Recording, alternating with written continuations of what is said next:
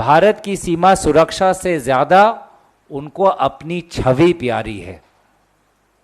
और इस छवि को बचाने में भारत सरकार के विभिन्न अंग उनके आपस में भी तालमेल नहीं रहा। अब उदाहरण स्वरूप रक्षा मंत्रालय ने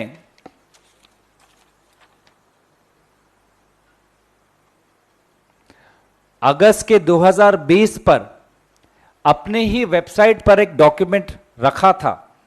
जिसमें उन्होंने खुद कबूल किया कि चीन ने कुंगरंग नाला, गोग्रा और पांगोंग सो के उत्तरी पार्ट में चीन की सेना घुसी हुई थी,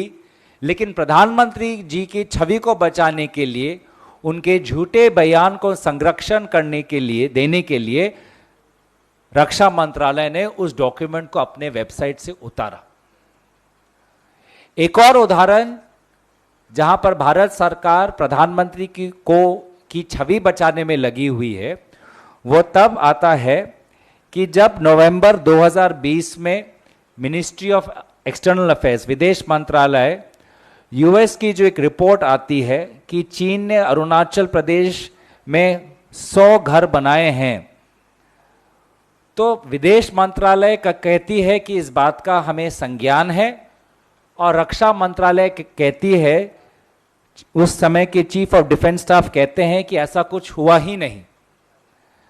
तो ये कैसा संदेश दे रहे हैं कि रक्षा मंत्रालय एक चीज कहता है, विदेश मंत्रालय एक और चीज कहता है, भारत की प्रधानमंत्री कुछ और चीज कहते हैं, और वास्तविक स्थिति अलग ही है। तो ये क्या संदेश जा रहा है हमारे भारत की सीमा सुरक्षा बल को? ये क्या संदेश जा रहा है हमारे भारत के नागरिकों को कि भारत के प्रधानमंत्री मोदी जी अपनी छवि बचाने के लिए राष्ट्र सुरक्षा को गिरवी रख सकते हैं?